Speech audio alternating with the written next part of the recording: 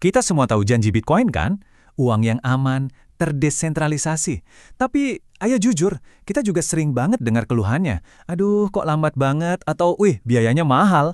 Nah, dari situ muncul pertanyaan yang paling mendasar nih. Kalau gitu, bisa nggak sih Bitcoin kita pakai buat transaksi sehari-hari? Kayak, ya buat beli kopi gitu misalnya. Jawabannya ternyata bisa banget. Dan solusinya itu namanya The Lightning Network. Yuk kita lihat gimana cara kerja sihir yang satu ini. Oke, sebelum kita bahas solusinya, kita harus ngerti dulu dong akar masalahnya di mana. Kenapa sih kok Bitcoin di jaringan utamanya itu bisa dibilang lambat dan mahal? Nah, ini dia biang keladinya. Satu blok transaksi di Bitcoin itu butuh waktu sekitar 10 menit untuk dikonfirmasi. Ini bukan kesalahan ya, ini memang desain awalnya dari Satoshi Nakamoto buat keamanan. Tapi ya itu, ada konsekuensinya. Bayangin aja, waktu 10 menit ini bikin semacam antrian panjang. Karena setiap blok itu kapasitasnya terbatas, semua transaksi jadi rebutan tempat. Kalau lagi rame ya udah, hukum ekonomi berlaku. Siapa yang berani bayar biaya lebih tinggi, dia yang dilayani duluan. Jelas ini nggak cocok banget kan buat transaksi kecil-kecil kayak bayar kopi.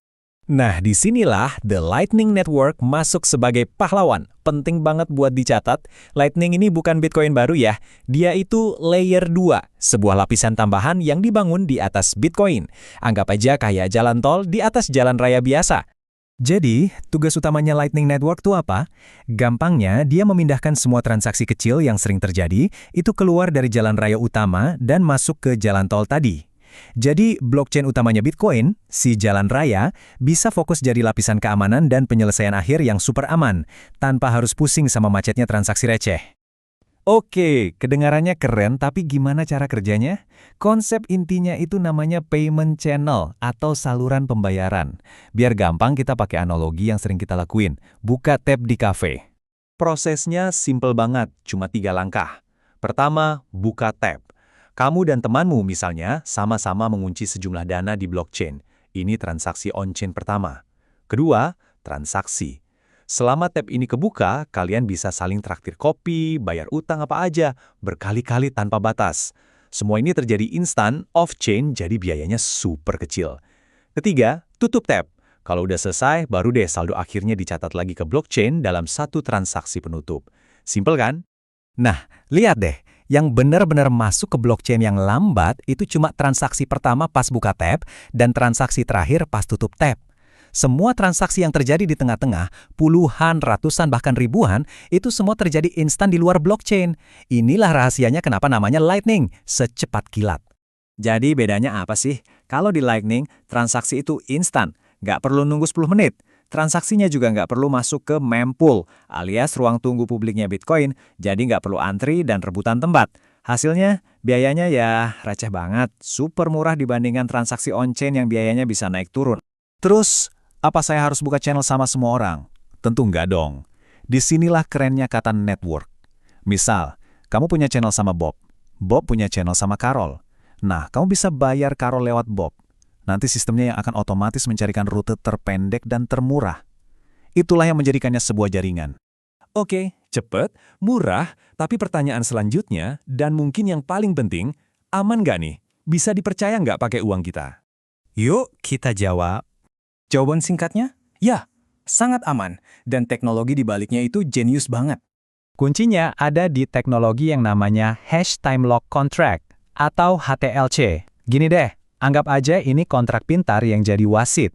Waktu kamu kirim uang lewat perantara, uangnya itu dikunci pakai semacam kata sandi. Cuma si penerima akhir yang tahu kata sandinya. Begitu dia pakai kata sandi itu buat buka gemboknya, secara otomatis kata sandinya terungkap ke perantara sebelumnya, dan seterusnya sampai balik lagi ke kamu.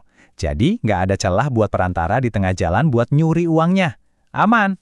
Jadi intinya, keamanan Lightning itu berlapis-lapis. Pertama, dia berdiri di atas kriptografi Bitcoin yang udah terbukti super kuat. Kedua, dia punya wasit pintar sendiri lewat HTLC.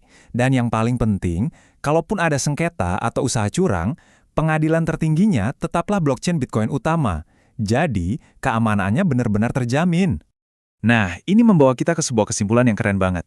Ini bukan lagi soal memperbaiki Bitcoin, tapi tentang bagaimana Bitcoin berevolusi. Sekarang Bitcoin punya 2 lapisan fungsi yang saling melengkapi. Bitcoin itu nggak perlu lagi memilih antara jadi aman atau jadi cepat. Dengan adanya Lightning Network, Bitcoin bisa mendapatkan keduanya. Coba kita lihat perbandingannya. Layer 1 atau blockchain utama sekarang fungsinya seperti berangkas bank raksasa, tempat untuk transaksi besar, penting, yang butuh keamanan tingkat dewa. Memang lambat, tapi super aman. Nah, Layer 2, si Lightning Network ini, fungsinya seperti dompet digital atau kartu debit kita. Buat transaksi sehari-hari, cepat, instan, dan biayanya sangat-sangat rendah. Dengan teknologi ini, muncul sebuah pertanyaan yang mengubah segalanya. Kalau Bitcoin sekarang bisa secepat dan semurah ini untuk pembayaran harian, siapa dong pesaing utamanya? Apakah masih mata uang kripto lain? Atau jangan-jangan sekarang lawannya adalah raksasa pembayaran global seperti Visa dan Mastercard? Nah, pertanyaan ini bakal kita bedah tuntas di episode selanjutnya.